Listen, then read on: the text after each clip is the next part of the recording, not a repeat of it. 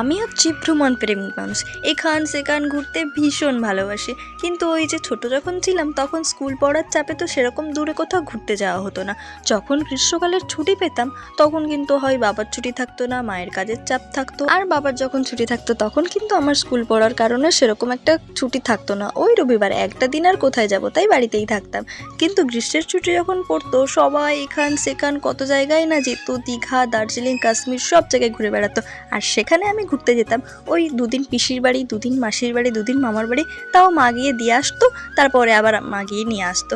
So এরকমই আমি গরমকালটা ঘুরেছি, এরকমই আমার ছোটোবেলাটা কেটেছে, এখান সেখান তো যেতেই পারিনি। তারপর যখন বড় হলাম, ওই 11-12 যখন পড়ি তখন তো পড়াশোনার বিশাল চাপ, তখন তো আর কোথাও ঘুরতে যেতে পারবো না। তাই এইচএসটা দিয়ে মাকে বলেছিলাম, মা দূরে কোথাও একটা ঘুরতে নিয়ে যাবে, সমুদ্রে নিয়ে চলো, আমাদের বাড়ির পাশে দীঘাতেই না হয় নিয়ে চলো।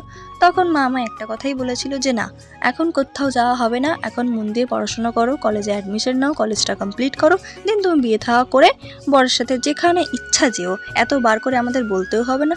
তারপর থেকে সেরকমভাবে মাকে আমি খুব একটা জোর করিনি যে এখানে ঘুরতে নিয়ে চলো, ওখানে ঘুরতে নিয়ে চলো। তারপর আর কি আমার কলেজটা কমপ্লিট হয়ে গেল এবং সেই কথা মতন আমার কিন্তু বিয়েটাও হয়ে যায়। তারপরে কিন্তু বরের সাথে প্রথম আমি ঘুরতে গিয়েছিলাম দীঘাতে, তাও আবার 2 দিনের জন্য। যেহেতু বরের ছুটি থাকবে না অফিসে, যেহেতু বিয়েতে 1 মাস ছুটি নিয়েছিল, তারপর কিন্তু ছুটি নেই, তার জন্য কিন্তু 2 দিনের ছুটি নিয়ে আমরা কিন্তু গেছিলাম দীঘায় ঘুরতে। তো সেখানে গিয়ে ভীষণ আনন্দ করি, কিন্তু আমার মনটা খারাপ হয়ে গেছিলো যেহেতু খুব শর্ট টাইমে আমরা গিয়েছিলাম।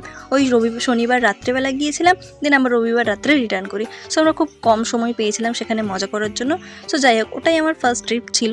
তারপর সেকেন্ড ট্রিপ প্ল্যান আর কি করবো, বরের তো ছুটিই নেই, কোথায় আর ঘুরতে যাবো। ছোটোবেলায় ঘুরতে যাওয়ার জায়গা বলতে ওই মামার বাড়ি, মাসির বাড়ি, পিসির বাড়ি। আর বিয়ের পর এখন ঘুরতে যাওয়ার জায়গা বলতে ওই শ্বশুর বাড়ি টু বাপের বাড়ি, বাপের বাড়ি টু শ্বশুর বাড়ি। এরকম কাদের সাথে হয় আমি কিন্তু কমেন্টে জানি। টাটা।